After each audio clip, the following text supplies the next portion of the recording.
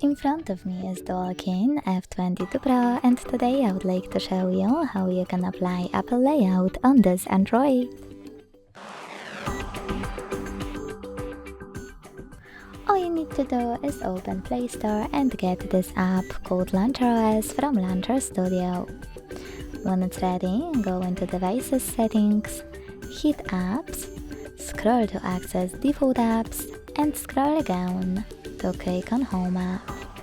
Now choose Launcher Pro to apply it and wait. As you can see, my Apple layout was applied successfully on this device.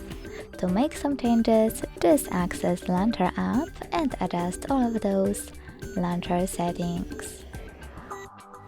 If you wish to go back to your default launcher, go into Settings again and hit Quick Step. Thanks so much for watching. If you enjoyed this video, leave a like, comment and subscribe.